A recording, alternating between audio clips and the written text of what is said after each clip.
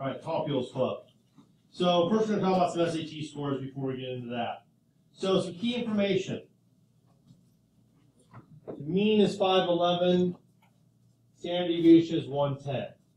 So it says sketch the normal curve. So you're just going to real quickly put a curve here, do it as best as possible. You will get better at it. Now we're going to put the mean and then +1, -1, 2, 3, 2, 3. I'm not going to measure. Okay, just make it as close as possible to even amounts. And now, I'll do this part for you. This is 511. Okay, we're going to add 110 each time. So we're going to get 621, and then 731, and then 841. Then we're going to subtract 110 each time. So that's going to give me 401, 291, and 181. That's a 291, sorry. 291. Okay, so what is the probability that a student scores less than 450? Okay, so remember, when we see less than, we're just going off the chart. So we're going to do the same thing we've already done. We're going to take our score, our actual score, 450, minus 511, and then divide by the 110.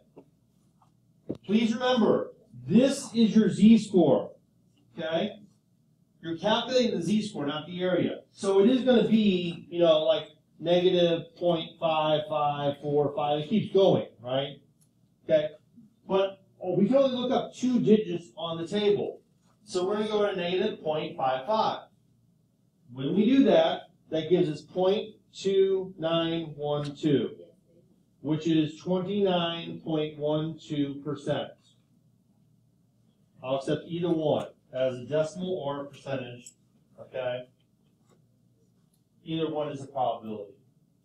Now, I want you to understand what's going on. If you can understand this and try to memorize it, see if it makes sense. Just on your own, where's 450 going to be? It's going to be somewhere in here, right? Okay, think about that. It's going to be somewhere in there. So if we think about the fact that, you know, this is 0.15, this is 2.35, this is 13.5, okay? Well, from here to here, just this shaded area is going to be 13.5, 14, 15.5, 16%, okay? And then, you know, this is 34 in here, about halfway, that's about 17%, 16%. That gets us right up about 30%. This is an estimation. That means there's about 29% left of that number. That makes sense. You can just think about what the different breakdowns are. Okay, number 2, greater than 600. This is huge. Greater than.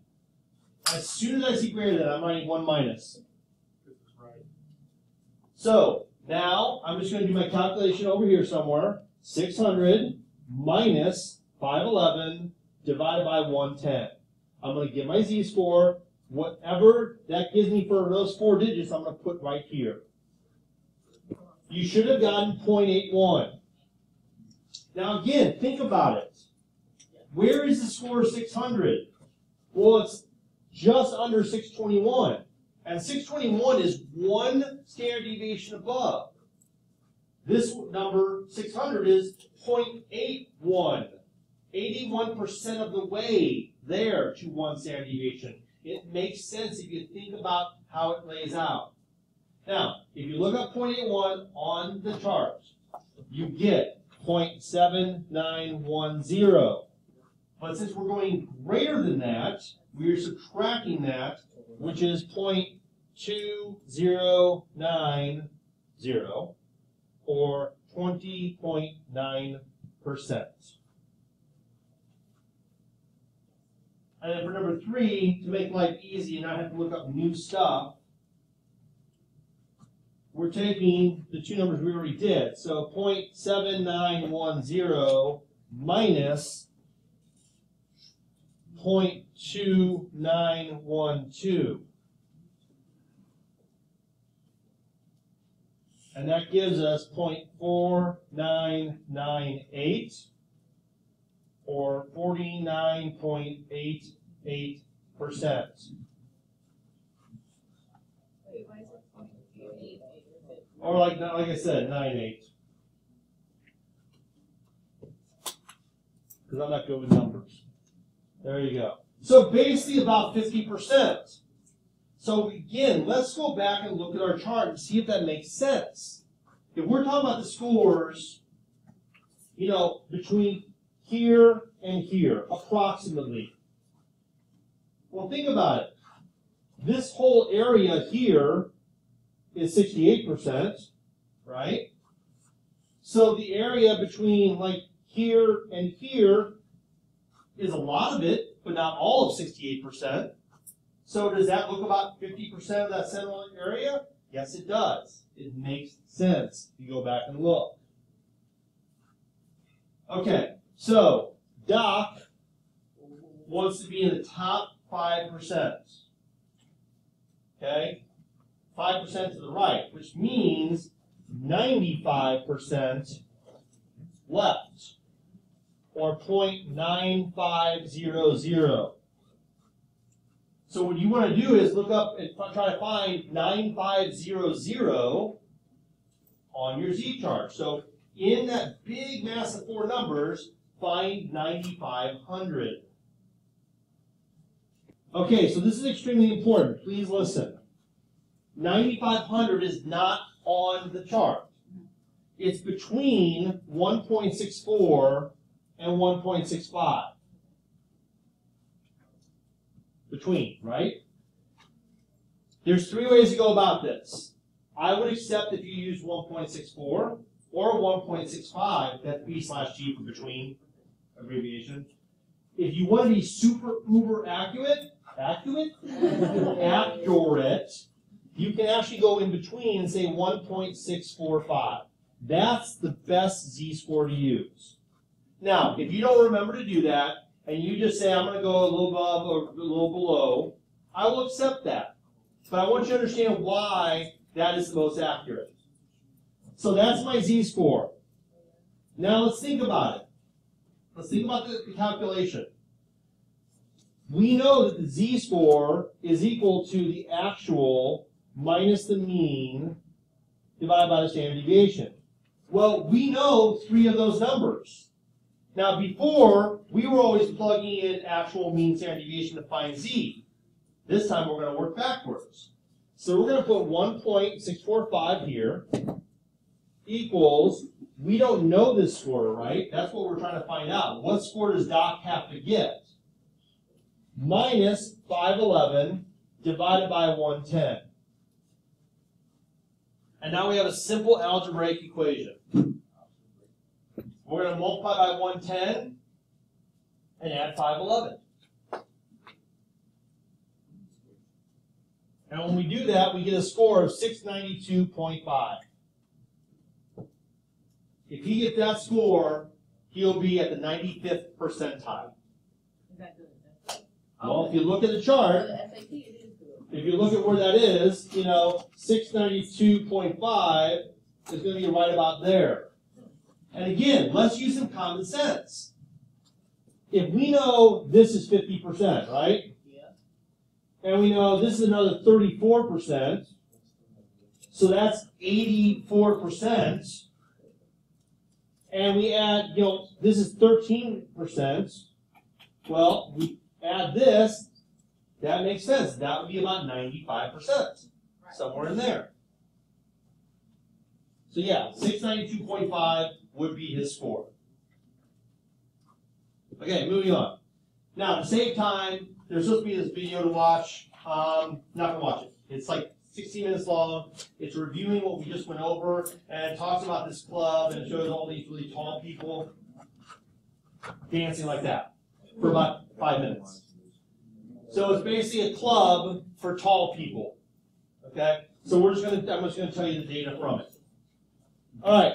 So what it says here, listen up. What it says here is the average height of women is 63.8. So again, there's our average. That's our funky U, mean. with a standard deviation of 4.2. Then the average for men is 69.4 with that one. Now we're not going to make two, normal distributions, but, we would put this in the middle and add and subtract 3 times. Put this in the middle, add and subtract 3 times. Now, to get into this tall people's club, it's said in the video, you have to be 5 foot 10 inches for women and 6 foot 2 for men. That's the required height to be in this club. Okay? So, that would be on, we'll talk about where it is on the chart. Now, it says, based on this information, find the probability of numerical woman meeting the requirements of the club. And sketch and shade the bell curve. So we are going to put that bell curve in here. Whoopsie. Love the smartboard. So we're going to try it again. There we go. So we're going to put in, we're not going to put all these numbers in. We're going to put in 63.8 right here. Okay? I've already done the math for you. They actually did in the video. Okay? And found out that to be in the club, you have to be at 1.48 standard deviations above the norm. Okay? So to be in the women's tall club, you have to be about 1.5 standard deviations. Okay? Now, that means you got to be taller than, right up. So we're going to look up 1.48 on our chart and find out what that is. So when you look up 1.48, you get 0.9306. And immediately, since we're getting greater than that height, that's a minimum height, we're going to subtract that, which gives us 0.0694 or 6.94%. So in other words, of the normal population, only about 7% would qualify for this club. Okay? And there's a lot of other stuff in the video about them talking about how it's nice to actually look someone in the eye, not having neck pain from looking down, and they can actually hear because they're not looking, yeah, it's a little bit of an exaggeration, but whatever. Now, for men, we're going to draw another bell curve. Look how easy that is. It's not perfect, but it's good enough. Okay? Now, for men, it's weird. Well, again, discrepancies. For men, it actually is only right here at 0.98. So just under 1 standard deviation. So to be in this club, based on heights and standard deviation and mean, you only have to be 0.98 above instead of 1.48 for women. So, again, we're going to look up 0.98 on our chart, and that gives us a Z-score of 0.8365. I'm just going to save you time on this one. We're going to do 1 minus 0.8365 and get 0.1635 or 16.35%. So about 16% of men would qualify based on normal distribution for this club. Now the next question is yourself. Okay? Basically, yes or no. Based on these measurements, you just put a yes or no. So like for me, yes, barely. I would barely qualify for this club. But I'm like 6'2½". Okay. So you put yes or no based on your height. So whatever your height is, and these two numbers, just put down yes or no for you. Okay, now, this is just theoretical because there isn't a short person's club on, could be, but in this video they didn't talk about it. So all we're doing is, we're going the opposite. Remember we talked about in today's lesson the mirror image? We're just going to look at negative 1.48 and negative 0.98. And figure out what those scores would be.